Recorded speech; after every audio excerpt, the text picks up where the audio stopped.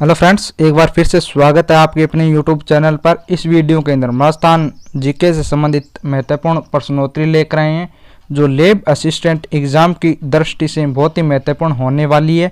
इस वीडियो के अंदर राजस्थान जीके से संबंधित Rajasthan history, Rajasthan art and culture, Rajasthan geography से संबंधित महत्वपूर्ण प्रश्न करने वाले हैं। देखिए, आप स्टार्ट करते हैं।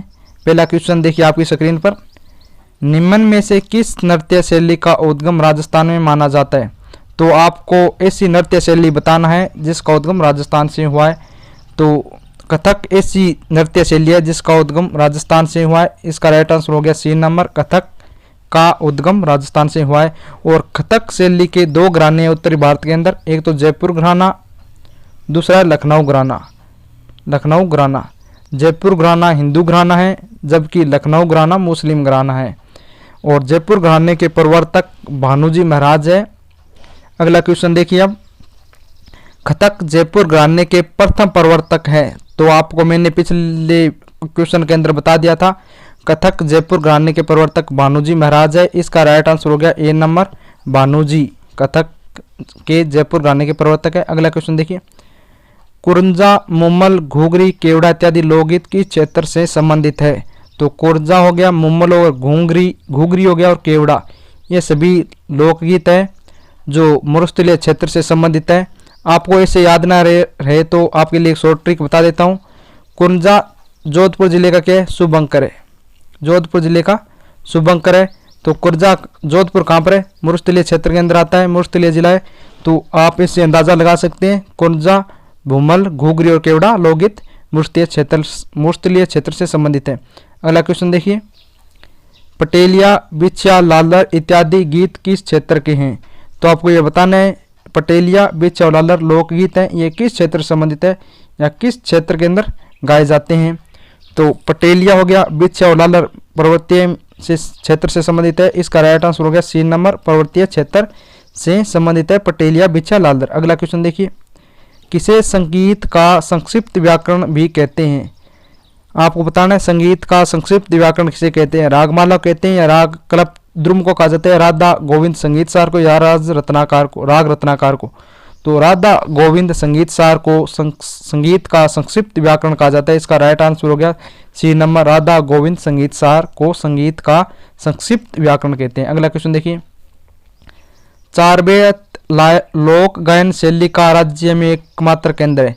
तो चारबेत कला है, यह गायन शैली है। आपको बताना है राजस्थान में किस जिले की प्रसिद्ध है? तो चारबेत को नवाबों की कला कहा जाता है, जिससे आप अंदाज़ा लगा सकते हैं नवाबों की कला कहते हैं। तो यह चारबेत लोक गायन शैली संबंधित हो गई टोंक से, और इसे नवाबों की कला भी कहा जाता है, नवाबों की कला, और नवाबों की कला भी कहते हैं। और चारबेत गायन शैली के संबंधित एक वाद्य यंत्र काम आता है, उस वाद्य यंत्र का नाम है डफली या डफ वाद्य यंत्र का प्रयोग चारबेत किसमें गायन शैली के समय किया जाता है। और यह कव्वाली की तरह बैठकर गाए जाते हैं। चारबेत कव्वाली की तरह बैठकर गाई जाती हैं। अगला क्वेश्चन देखिए। राज्य में तमाशा लोक कला कहाँ की परंपरा है? तो आपको बताना है राजस्थान में तमाशा के लिए कौन सा जिला प्रसिद्ध है? जोधपुर जिला या नागौर जिला या बीकानेर या जयपुर? तो राज्य में तमाशा आपको बता देता हूँ मूल स्थान तमाशा का महाराष्ट्र है। और ये तमाशा राजस्थान में स्वाई प्रताप सिंह के शासनकाल में आई थी। स्वाई प्रताप सिंह शासनकाल में राजस्थान आई थी। और आप बताना है स्वाई प्रताप सिंह राजा कहाँ के थे? जयपुर के। तो तमाशा कहाँ की प्रसिद्ध हो गया? जयपुर का। इसका राइट आंसर हो गया डी नंबर, जयपुर राज्य तमाशा कला का परंपरा है। तो जयपुर की तमाशा है। अगला क्वेश्चन देखिए। रमत्ती ख्याल के लिए कौन सा स्थान प्रसिद्ध है? तो आप बताना है रमत्ती के ख्याल है उसके लिए कौन सा स्थान प्रसिद्ध है? भरतपुर है या बीकानेर या सिरोही या उदयपुर? तो रमत ख्याल के बारे में आपको बता देता हूँ। रमत ख्याल का उद्गम तो जैसलमेर से हुआ है, उद्गम जैसलमेर से हुआ है। जैसलमेर से आपको बताना है प्रसिद्ध कहाँ की है? तो ये प्रसिद्ध है बीकानेर की। तो इसका राइट आंसर हो गया बी नंबर, रमती ख्याल क्या है? बीकानेर की प्रसिद्ध है। और रम्मत शुरू करने से पहले रामदेव जी के भजन गाए जाते हैं। अगला क्वेश्चन देखिए। भगत आंदोलन किस क्षेत्र में हुआ था? तो आपको बताना है भगत आंदोलन किस क्षेत्र में हुआ था। भगत आंदोलन बागड़ क्षेत्र के अंदर हुआ था। या बागड़ क्षेत्र में कौन कौन से जिले शामिल है? तो बागड़ क्षेत्र के अंदर हुआ था, तो बागड़ क्षेत्र के अंदर डूंगरपुर बांसवाड़ा जिले शामिल है। इसका राइट आंसर हो गया ए नंबर, डूंगरपुर बांसवाड़ा भगत आंदोलन से संबंधित है। अगला क्वेश्चन देखिए, भगत आंदोलन के दौरान भीलों में राजनीतिक और सामाजिक चेतना जागृत करने का श्रेय किसे जाता है? तो भीलों के अंदर राजनीतिक और सामाजिक चेतना जागृत करने का श्रेय गुरु गोविंद गिरी को जाता है और सूरजी भगत को जाता है। तो इसका राइट आंसर हो गया सी नंबर, सूरजी भगत और गुरु गोविंद गिरी। गुरु गोविंद गिरी हो गया, इसका राइट आंसर हो गया सी नंबर। अगला क्वेश्चन देखिए, भीलों में राजनीतिक और सामाजिक चेतना की जागृति के लिए संप सभा का गठन 1883 में किसके द्वारा किया गया था? संप सभा की स्थापना तो 1883 के अंदर हो गई थी। संप सभा ये यहाँ पर, ये संप है, यहाँ पर संप सभा देख लेना, संप लिख लेना यहाँ पर। संप सभा की स्थापना तो 1883 के अंदर हो गई थी। तो इस किसके द्वारा इसकी शुरुआत की गई थी? संप सभा की शुरुआत बताइए किसके द्वारा की गई थी? तो संप सभा का गठन किसके द्वारा किया था बताना आपको। तो संप सभा का गठन गुरु गोविंद गिरी द्वारा किया गया था। गुरु गोविंद, इसका राइट आंसर होगा बी नंबर। और गुरु गोविंद गिरी डूंगरपुर जिले से संबंधित है, डूंगरपुर जिले से संबंधित है और ये बंजारा परिवार के थे गुरु गोविंद गिरी। अगला क्वेश्चन देखिए, मानगढ़ पहाड़ी बांसवाड़ा हत्याकांड भीलों के किस आंदोलन से संबंधित है? तो मानगढ़ पहाड़ी हत्याकांड 1913 के अंदर हुआ था और मानगढ़ पहाड़ी बांसवाड़ा के अंदर है। मानगढ़ पहाड़ी हत्याकांड कब हुआ? 1913 के अंदर हुआ था। तो ये किस आंदोलन से संबंधित है? तो 1911 के अंदर भगत आंदोलन की स्थापना हुई थी। भगत आंदोलन की स्थापना 1911 शुरुआत 1911 के अंदर हुई थी। भगत आंदोलन की शुरुआत 1911 के अंदर हुई थी। तो मानगढ़ पहाड़ी हत्याकांड भगत आंदोलन से संबंधित है, इसका राइट आंसर हो गया ए नंबर। और मानगढ़ पहाड़ी हत्याकांड 1913 के अंदर हुआ था। अगला क्वेश्चन देखिए, भोमट के भील आंदोलन अथवा एक ही आंदोलन का नेतृत्व किसने किया? तो भोमट मतलब भील आच्छादित एरिया, सिरोही उदयपुर हो गई। ये भील आच्छादित एरिया को भोमट कहा जाता है। उदयपुर सिरोही को क्या कहा जाता है? भोमट। भील आच्छादित एरिया जहाँ भील ज्यादा रहते हैं उसे भोमट कहा जाता है। वो आपको बताना है भील आंदोलन अथवा एक ही आंदोलन का नेतृत्व किसने किया था? तो आपको बताता हूँ, एक ही आंदोलन की शुरुआत तो 1921 के अंदर हुई थी। एक ही आंदोलन की शुरुआत 1921 के अंदर हुई थी। तो इसका नेतृत्व किसने किया था? तो 1921 के अंदर इसकी शुरुआत मोतीलाल तेजावत द्वारा की गई थी। तो इसका क्या हो गया? तो इसका नेतृत्व मोतीलाल तेजावत द्वारा किया गया था। इसका राइट आंसर हो गया डी नंबर, मोतीलाल तेजावत। अगला क्वेश्चन देखिए, एक ही आंदोलन की शुरुआत 1921 में मोतीलाल तेजावत ने कहाँ से की? अब बताना कौन से स्थान से एक ही आंदोलन की शुरुआत की गई थी? चित्तौड़गढ़ के मातृकुंडिया नामक स्थान से एक ही आंदोलन की शुरुआत की गई थी। मातृकुंडिया नामक स्थान से की गई थी। इसका राइट आंसर हो गया ए नंबर। और मातृकुंडिया को राजस्थान का हरिद्वार भी कहा जाता है। राजस्थान का हरिद्वार, तो राजस्थान का हरिद्वार किसे कहा जाता है? मातृकुंडिया को कहा जाता है। अगला क्वेश्चन देखिए, 7 मार्च 1922 को भीलवाड़ा के निमाड़ा गांव में घटित हत्याकांड का संबंध किस आंदोलन से है? 1922 के अंदर निमाड़ा कांड हुआ था। कहाँ पर हुआ था? भीलवाड़ा के अंदर हुआ था 1922 के अंदर। किस हत्याकांड संबंध किस आंदोलन से? मीणा आंदोलन से संबंधित है, या भोमट का भील आंदोलन, या जकात आंदोलन, या भगत आंदोलन? तो भगत आंदोलन से संबंधित 1913 वाली मानगढ़ हत्याकांड हो गया और मीणा आंदोलन से नहीं है। और भोमट भील आंदोलन से संबंधित 1912 है। 1922 का भीलवाड़ा निमाड़ा कांड और भोमट भील का आंदोलन था। इसका राइट आंसर हो गया बी नंबर। और जकात आंदोलन तो शेखावाटी के अंदर शुरुआत हुई थी जकात आंदोलन की, यह तो नहीं होगा। तो इसका राइट आंसर है बी नंबर, भोमट का भील आंदोलन से निमाड़ा कांड हुआ था 1922 के अंदर भीलवाड़ा के अंदर। अगला क्वेश्चन देखिए, 12 वर्ष से अधिक के मीणा जाति के स्त्री व पुरुषों को रोजाना थाने में उपस्थिति देने के लिए किस रियासत के द्वारा आज्ञा दी गई? तो एक जराइम पेशा कानून लगा दिया गया था भीलों के मीणाओं के ऊपर। जराइम पेशा कानून ब्रिटिश सरकार द्वारा, अंग्रेजों द्वारा लगाया गया था। 1924 के अंदर लगा दिया गया था। उसके तहत यह बात की गई कि प्रत्येक व्यक्ति जिसने 12 वर्ष की आयु पूर्ण कर ली है, वह रोजाना सुबह शाम डेली थाने के अंदर क्या देगा? अपनी हाजिरी देगा। या ये किस रियासत में लगाया गया था, यह बताना जराइम पेशा कानून। तो जराइम पेशा कानून जयपुर रियासत के अंदर लगाया गया था। इसका राइट आंसर हो गया बी नंबर, जयपुर के अंदर जराइम पेशा कानून लगाया गया था। कब लगाया गया? 1924 के अंदर लगाया गया था। अगला क्वेश्चन देखिए, मीणा आंदोलन का नेतृत्व किसने किया? तो मीणा आंदोलन कब हुआ था? ये जराइम पेशा कानून के विरुद्ध हुआ था ये मीणा आंदोलन। इसका नेतृत्व किसने किया था? तो इसका नेतृत्व मुनि मगन सागर ने किया था। मुनि मगन सागर ने किया था। तो इसका ग्रंथ लिखा है एक मुनि मगन सागर का ग्रंथ है जिसे मीणा पुराण कहा जाता है। मीणा पुराण के अंदर 5200 गोत्र बताई गई है। मीणाओं की 5200 गोत्रों का वर्णन किया गया मीणा पुराण के अंदर। यह कब लिखा गया था? यह 1944 के अंदर लिखा गया था मीणा पुराण मुनि मगन सागर के द्वारा। तो मीणा आंदोलन का नेतृत्व किसने किया? मुनि मगन सागर ने। इसका राइट आंसर हो गया ए नंबर। अगला क्वेश्चन देखिए, राज्य का पहला प्रजामंडल राज्य प्रजामंडल का गठन कब हुआ? तो राज्य का पहला प्रजामंडल कौन सा था? पहला जयपुर प्रजामंडल था। इसकी स्थापना बतानी है कब हुई थी? तो इसकी स्थापना ऑप्शन में देखिए 1931 के अंदर हुई थी, या 1936 या 1938 या 1939। तो इसका पुनर्गठन तो 1936 के अंदर हुआ था। इससे पहले वाला कौन सा हो गया? 1931 के अंदर जयपुर प्रजामंडल की स्थापना हुई थी। किसके द्वारा की गई थी? कर्पूर चंद पाटनी द्वारा जयपुर प्रजामंडल की स्थापना की गई थी। और इसका पुनर्गठन 1936 के अंदर जमनालाल बजाज द्वारा किया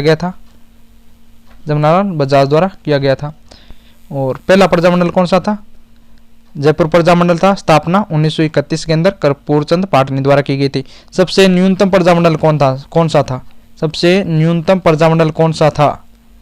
न्यूनतम प्रजामंडल बताइए। आपको ये कमेंट बॉक्स के अंदर बताना है सबसे न्यूनतम प्रजामंडल कौन सा था और इसकी स्थापना किसने की थी और कब की गई थी, यह बताना आपको सबसे न्यूनतम प्रजामंडल के बारे में। अगला क्वेश्चन देखिए, जयपुर राज्य प्रजामंडल का गठन किसने किया? यह मैंने आपको बता दिया था। जयपुर राज्य प्रजामंडल का गठन 1931 के अंदर कर्पूर चंद पाटनी द्वारा किया गया था। इसका राइट आंसर हो गया सी नंबर, कर्पूर चंद पाटनी। अगला क्वेश्चन देखिए, मेवाड़ का भीष्म पितामह किसे कहा जाता है? तो आपको बताना है मेवाड़ का भीष्म पितामह किसे कहा जाता है। तो मेवाड़ का भीष्म पितामह कुंवर चुंडा को कहा जाता है। कुंवर चुंडा याद रखना। कुंवर चुंडा ये महाराणा नहीं है, कुंवर चुंडा ये राजा नहीं बने थे, इसलिए इनको क्या कहा जाता है? कुंवर चुंडा कहा जाता है। अगला क्वेश्चन देखिए, मारवाड़ का वह सूरवीर शासक जिसने जीते जी मुगलों की दीनता को स्वीकार नहीं किया था। तो मारवाड़ का बताना है जिसने मुगलों की दीनता स्वीकार नहीं की थी। ऑप्शन देखिए, चंद्रसेन, राय सिंह या कर्ण सिंह या जीत सिंह। तो बताना है सूरवीर शासक था जिसे प्रताप का अग्रगामी भी कहा जाता है। प्रताप का अग्रगामी का भी कहा जाता है। मारवाड़ का प्रताप भी कहा जाता है। देखिए कौन सा था? तो मुगलों की मारवाड़ का चंद्रसेन ऐसा शासक था जिसने मतलब जीवते जी अपने मुगलों की दीनता स्वीकार नहीं की थी। इसका राइट आंसर हो गया ए नंबर, चंद्रसेन जिसने मुगलों की दीनता स्वीकार नहीं की थी मारवाड़ का। इसे प्रताप का अग्रगामी भी कहा जाता है और मारवाड़ का प्रताप भी कहा जाता है। इसे राजस्थान इतिहास के अंदर भुल्ला बिसरा राजा भी कहा जाता है। याद रखना।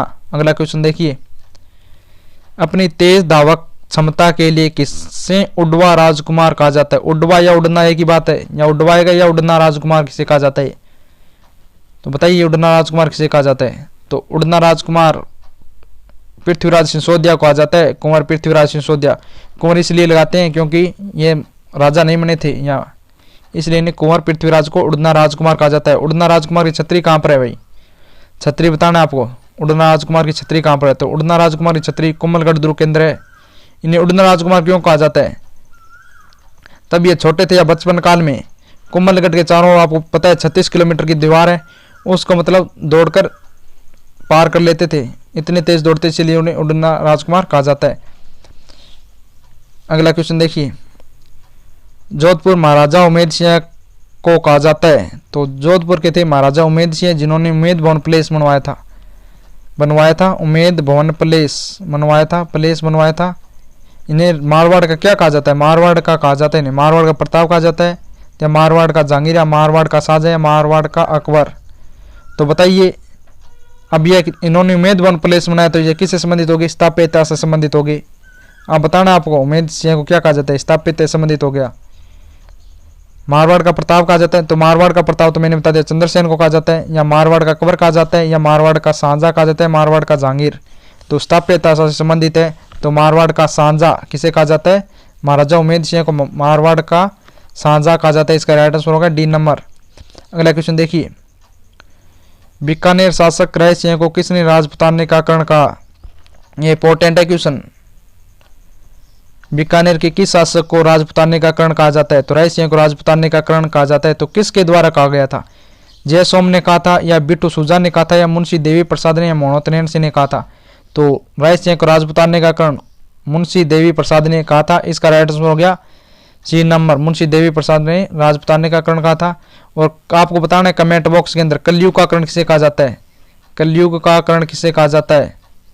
मैंने एक पीछे क्वेश्चन पूछा था, सबसे न्यूनतम प्रजा मंडल के बारे में पूछा था, एक यह हो गया कलयुग का कर्ण किसे कहा जाता है। 2 क्वेश्चन हो गया आपके लिए, इनका आंसर आपको कमेंट बॉक्स में लिखना है। अगला क्वेश्चन देखिए, औरंगजेब ने किसे जांगल दर बादशाह कहा?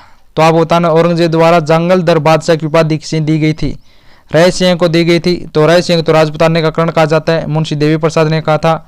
और अनूप सिंह को महाभ्रातृ कहा जाता है, यह महाभ्रातृ की उपाधि औरंगजेब द्वारा दी गई थी। और कर्ण सिंह को मतलब औरंगजेब द्वारा क्या कहा गया था? जांगल दर बादशाह कहा गया। तो इसका राइट आंसर हो गया डी नंबर, कर्ण सिंह को औरंगजेब ने जांगल दर बादशाह की उपाधि दी। अगला क्वेश्चन देखिए, वाटरमैन ऑफ इंडिया कहा जाता है। तो वाटरमैन ऑफ इंडिया किसे कहा जाता है? किला सांखला को, या राजेंद्र सिंह को, या गंगा सिंह को, या मनोहर सिंह को? तो किला सांखला तो टाइगर मैन ऑफ इंडिया कहा जाता है, टाइगर मैन ऑफ इंडिया कहा जाता है, टाइगर मैन ऑफ इंडिया कहा जाता है। यह तो नहीं होंगे। महाराजा गंगा सिंह को क्या कहा जाता है? भारत का भागीरथ या राजस्थान का भागीरथ कहा जाता है। और तो Waterman of India Rajendra Singh को कहा जाता है। यह राइट आंसर याद रख लेना इसका, वाटरमैन ऑफ इंडिया। और टाइगर मैन ऑफ इंडिया किला सांखला को कहा जाता है। अगला क्वेश्चन देखिए, टाइगर मैन ऑफ इंडिया किसे कहा जाता है? मैंने आपको बता दिया था, टाइगर मैन ऑफ इंडिया किला सांखला कहा जाता है। तो इसका राइट आंसर हो गया डी नंबर, और राजेंद्र सिंह यहाँ पर आ गए तो वाटरमैन ऑफ इंडिया हो गया। अगला क्वेश्चन देखिए, अल्पी ने किसे डिंगल भाषा का हेरोज कहा गया? हेरोज का, तो अल्पी ने डिंगल भाषा का हेरोज किसे कहा गया? यह बताना है। विजयदान देथा को कहा था, या पृथ्वीराज राठौड़ को कहा गया था, या अबुल फजल को, या दुर्साहडा को? तो पृथ्वीराज राठौड़ को डिंगल भाषा का हेरोज कहा जाता है। इसका राइट आंसर होगा बी नंबर। तो आपको बताना है पृथ्वीराज राठौड़ का संबंध किस रियासत से था? यह आपको बताना है। पृथ्वीराज राठौड़ का संबंध किस रियासत से था? यह कमेंट बॉक्स के अंदर आपको बताना है। अगला क्वेश्चन देखिए, महाराजा गंगा सिंह जिन्हें आधुनिक भारत का भागीरथ कहते हैं संबंधित थे। तो आप बताना महाराजा गंगा सिंह का संबंध किस रियासत से था? तो महाराजा गंगा सिंह का संबंध बीकानेर रियासत से था। इसका राइट आंसर होगा बी नंबर। Thank you. आपको अगर वीडियो पसंद आए तो लाइक करें और हमारे चैनल को सब्सक्राइब करें।